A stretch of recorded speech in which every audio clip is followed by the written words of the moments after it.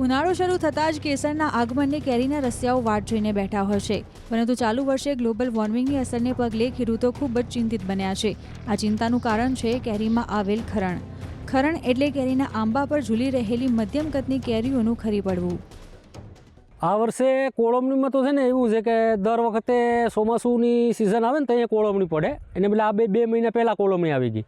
તો કોળમણી આવી ગઈ અને ઝાકળ એકદમ પુષ્કળ પડે, સવારના પરમાં રાતના ઠંડી પડે, અત્યારે દિવસનો તડકો પડે અને વહેલી સવારમાં ઝાકળ આવે, એને હિસાબે આંબામાં જે આ ખરણનું પ્રમાણ છે એ વધી ગયું આ વખતે, બરાબર।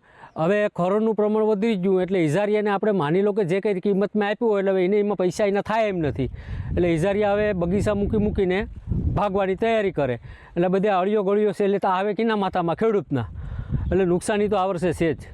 નુકસાન આ વખતે માન લો ને કે 60% ઉપર જેવું થઈ જાય કદાચ નુકસાની, ને ખરણ બહુ છે, પુષ્કળ ખરણ છે। આ દ્રશ્યો છે ગીર સોમનાથના આંબાવાડિયાના, જ્યાં જોઈ શકાય છે કે આંબામાં કેરીઓ તો ઝૂલી રહી છે, પરંતુ સંખ્યાબંધ કેરીઓ ખરીને નીચે પડી ગઈ છે, જેના કારણે જગતનો તાત અને ઇજારદારો ચિંતામાં મુકાયા છે। કોઈ વખતે આવું તો અમે જોયું નથી। આટલો બધો કોળ આવે છે અંદર આંબાની અંદર કે એની વાત જવા દો, બધી મોટી ખાખડી પડી જાય છે, બાકી અત્યારે ખાખડીનો ખરો જ ન હોવો જોઈએ પહેલી વાત તો। ને ખાખડી એટલી બધી કરે, રોજની 250-300 કિલો ખાખડી પડે છે। 15-17 મજૂરને કરીને ખાખડી વિનાવીએ રોજ માર્કેટમાં વેચવા જાય તો એના 5 રૂપિયા કિલોના આવે, મજૂરના નથી નીકળતા, ચા ખાના દૂધના નથી નીકળતા સાહેબ, મજૂરની તો પછીની વસ્તુ છે। તો કરવું હું? એટલા ભાવ તો 50 રૂપિયા 60 રૂપિયા કિલો હતો, પછી 5 રૂપિયા કિલો, 5 રૂપિયામાં 17 મજૂરના રૂપિયા તો ગણો, 300 લે કે દાડી તો ખાલી પકડો તોય પૈસા નથી થતા સાહેબ।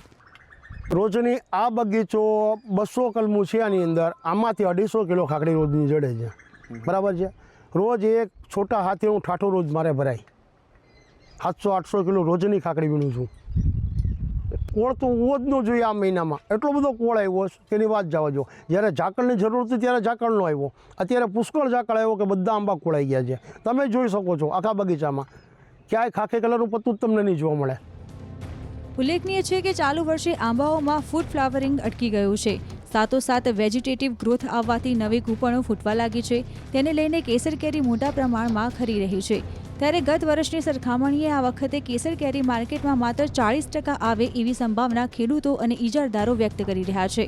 તો આ અંગે કૃષિ વૈજ્ઞાનિકોનું કહેવું છે કે રાત્રિના સમયે ઝાકળ અને દિવસની ગરમી પડવાને લઈને ખરણની પ્રક્રિયામાં વધારો થયો છે।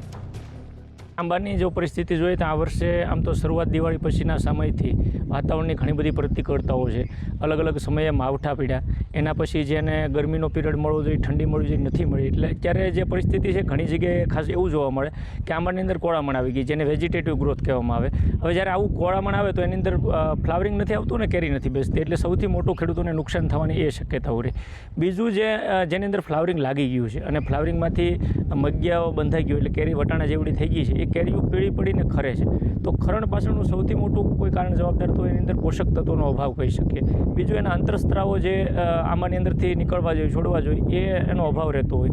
ત્રીજું કે વાતાવરણની અંદર પ્રતિકૂળ બદલાવ એટલે કે ગરમીનું પ્રમાણ ક્યારેક ખૂબ વધી જાય, સવારમાં ઠંડી અને ઝાકળ પડતું હોય, આના લીધે પણ આ વસ્તુ થતી હોય, એટલે 2-3 કારણો છે।